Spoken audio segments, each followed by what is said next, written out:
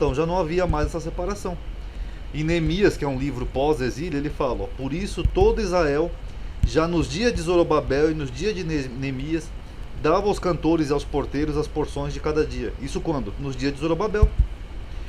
E santificava as porções aos levitas. Os levitas santificavam os filhos de Arão. Daniel, que já é um livro já da época lá do cativeiro, etc e tal, Daniel fala: ó, sim, todo Israel transgrediu sua lei. Então você vê que todos os israelitas, tanto da tribo do norte quanto da tribo do sul, depois do exílio, eles acabaram sendo chamados todos de Israel, Jacó, como se fosse uma coisa só. Já não havia mais essa separação, até porque não havia mais o reino dividido. Então essa designação tornou-se tão difundida que durante o período helenístico o termo judeu identificava todos aqueles que fizeram parte das ex-tribos que se encontravam na diáspora e aqueles que afirmavam determinado sistema religioso. O argumento de Wulten de que os israelitas do norte nunca foram chamados de judeus, com todo respeito, é falso. Nova Aliança. No blog que esse rapaz mandou eu ler, eles falam, né, eles argumentam que Yeshua, né, já sei que eles são, imagino, os judeus messiânicos, irá fazer uma união entre as duas casas de Israel e Efraim, e ele se baseia em algumas profecias. Então, só para você entender, eles dizem que a casa de Efraim seriam os gentios convertidos, né, os cristãos, e a casa de Judá seriam os judeus que estão lá em Israel até hoje, e no mundo todo, os judeus de verdade. Aí eles falam que Jesus vai fazer uma união entre essas duas varas, ele vai unir as duas casas de Efraim e Judá numa casa só. E eles se baseiam primeiro nesse oráculo aqui de Jeremias. Eis que dias vêm, diz o Senhor, em que farei uma aliança nova com a casa de Israel e com a casa de Judá. Tá vendo? Então essa profecia que Yeshua vai juntar as duas casas. Primeiro que Jeremias não está falando nada disso. Jeremias está falando de uma nova aliança que envolveria as duas casas. Não que ia haver uma união entre duas casas divididas. Mas tudo bem. E aí tem um outro problema aqui. Se Yeshua vai fazer essa aliança entre essas duas casas, então significa que ele não fez ainda, correto? Ele vai fazer no futuro. Então logo ele não foi o Messias, porque essa profecia aqui de Jeremias é uma profecia messiânica. Jeremias está dizendo que quando o Messias viesse, haveria uma nova aliança. E nessa nova aliança, Deus colocaria a lei no interior, no coração dos homens. Então se Yeshua ainda vai fazer isso no futuro, então ele não foi o Messias. E o mais irônico disso é que, segundo o Novo Testamento, o Yeshua, estou chamando assim, né, porque são judeus messiânicos, então eles devem seguir o Brit Hadashah. Segundo a Brit Hadashah, Yeshua já fez isso aqui, ó, em Mateus 26, 28. Ó. Isto é o meu sangue, o sangue da nova aliança. E aí, como é que fica? Então, se Yeshua, segundo o Novo Testamento, ou a Brit Hadashah, já fez essa nova aliança, então não teria lógica ele dizer que ele vai fazer uma nova aliança no futuro para unir essas duas casas. Se ele vai fazer no futuro, ele não foi o Mashiach. As duas varas de Zacarias. Eles pegam um oráculo aqui de Zacarias, que Zacarias fala assim: então quebrei a minha segunda vara, união, para romper a irmandade entre Judá e Israel. Inclusive o blog que o rapaz me mandou para ler um dos artigos, o rapaz disse que Yeshua apareceu para ele, profetizou, não sei o que. Eu digo, gente, eu acho irônico, né, como o cristão não, alguns cristãos, para não generalizar, eles sempre acreditam em pessoas que dizem que têm visões, revelações, profetas. Eu digo sempre que o próprio Yeshua sempre avisou, né, para ter cuidado com falsos profetas, essas coisas. Então eu acho bem irônico isso, mas tudo bem. Aí eles argumentam que esse versículo aqui de Zacarias é uma profecia que vai se cumprir quando Yeshua voltar ou vier.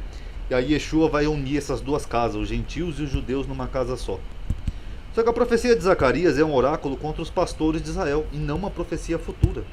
Até um rapaz aqui, acho que é Evangelho Genuíno, ele mandou um vídeo para mim ver aquela vez que eu falei desse capítulo de Zacarias do pastor insensato, que eu falei que tem muitas coincidências, né, com o Novo Testamento, como a forma como Jesus é apresentado. Ele falou, não, mas aqui tem um vídeo onde um teólogo sério, né, explica que a Zacarias 11 está falando dos pastores de Israel. Eu falei, eu sei, eu só fiz uma comparação mostrando as coincidências, né, como o Novo Testamento retrata Jesus, às vezes comparando ele com alguns personagens que foram condenados, né, como a estrela caída lá e outros personagens, a serpente lá da Neustã, etc e tal.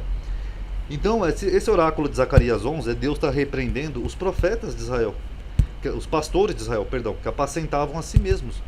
Tanto que você pode ver em todo o contexto, ó, eu isolei só um versículo aqui, mas você pode ver todo o capítulo de Zacarias 11 que o oráculo é contra os pastores de Israel, não é uma profecia futura, ou que no futuro Deus iria unir essas varas. Ó, e destruir os 3 pastores no mês, porque minha alma se impacientou deles, e também a alma deles se enfastiou de mim. Tanto que você pode ver aqui em Zacarias que Deus fala que ele ia quebrar essas 2 varas, né? Mostrando que ele ia quebrar a irmandade entre Judá e Israel, e ele não fala que ia unir de novo. Então eu acho engraçado como algumas pessoas pegam um texto, lê uma coisa e elas querem ler outra. Aonde que Zacarias está falando que ele iria unir essas 2 varas? Não diz. Então isso aí é meramente ir além do que está escrito. Nesse blog também ele fala que as 2 testemunhas lá do Apocalipse eram isso, né? Era a casa de Efraim e a casa de Judá. E que essas 2 testemunhas iriam profetizar, né? Testemunhar diante de Deus até o final dos tempos, quando Jesus voltasse. Só que tem vários problemas nisso daqui. Primeiro que as 2 testemunhas, elas são pessoas mesmo. Elas não são 2 casas, 2 povos e 2 nações. A besta aqui que sobe do abismo, que destrói as 2 testemunhas, a besta eu já mostrei, é o período romano, né? Roma. Besta é um eufemismo para inimigo de Israel, algum imperador. E as 2 testemunhas, elas são tão prova de que elas são 2 pessoas mesmo, que elas seriam mortas na grande cidade, onde o próprio Jesus foi crucificado, em Jerusalém. E o versículo seguinte, que eu nem copiei aqui, fala que as pessoas iriam ver os seus corpos lá na praça da grande cidade, etc e tal. Então não tem nada a ver com 2 casas. Então isso aqui é destoar o texto, é pegar um texto do Apocalipse e querer jogar para algo que o texto não está dizendo. E agora fica 2 perguntas no ar. Se os gentios são então os israelitas, né, descendentes de Jacó, como eles afirmam, por que Paulo disse, né, que Deus escolheu os gentios para fazer ciúme aos israelitas, se os gentios também, segundo essa teoria, também são israelitas? Ok, Romanos 10:19. Paulo dá a entender que Deus escolheu os gentios para que os israelitas ficassem com ciúmes. Mas se os gentios também são israelitas, não teria lógica nenhuma. Se os gentios são descendentes de Israel, como eles dizem, né, nessa teoria, então todo mundo é descendente de Abraão? Vamos supor, eu sou descendente de português, um exemplo. Então aquele português é descendente de alguém, que é descendente de alguém, que é descendente de Abraão, que vem lá de Efraim, é isso? Todo mundo é descendente de Abraão. Então, segundo essa teoria, não haviam gentios na época de Abraão. Não tinha lá o faraó do Egito, não tinha Ismael, era todo mundo descendente de Abraão. Então essa teoria eles ignoram que sempre existiram gentios de verdade.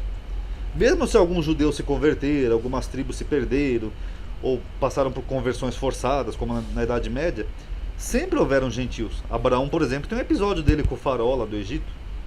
Ué, o faraó era filho de Abraão também? Não, é porque mesmo quando Abraão já existia, já tinham vários povos gentios.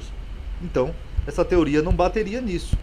Aí eles vão dizer que são gentios espirituais, são descendentes espirituais, né? Que são ramos enxertados na oliveira, que é um argumento que alguns judeus messiânicos usam muito. Ah, porque nós somos ramos enxertados na oliveira, que é Israel. Então, se é um ramo enxertado, então como é que eles são descendentes de Efraim? Porque Efraim já faz parte da oliveira.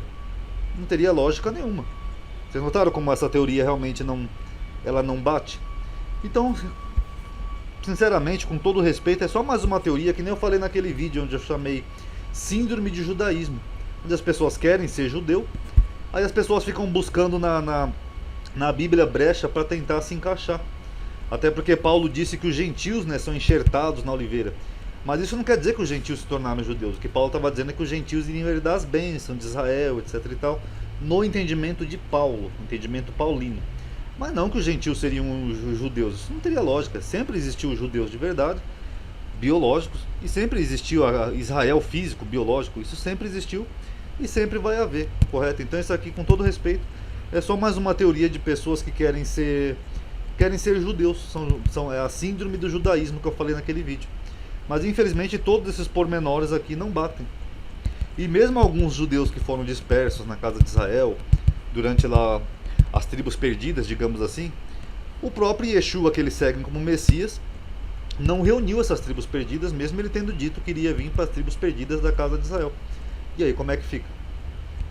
Hoje Israel faz um processo chamado Aliyah, que é retorno, onde através de exame genético, de DNA, eles conseguem identificar se são realmente descendentes e eles aceitam de volta. Agora, pessoas que dizem que são só porque acreditam que são, com todo respeito, é só mais uma teoria de conspiração, ok? Obrigado aí por terem assistido, paz a todos.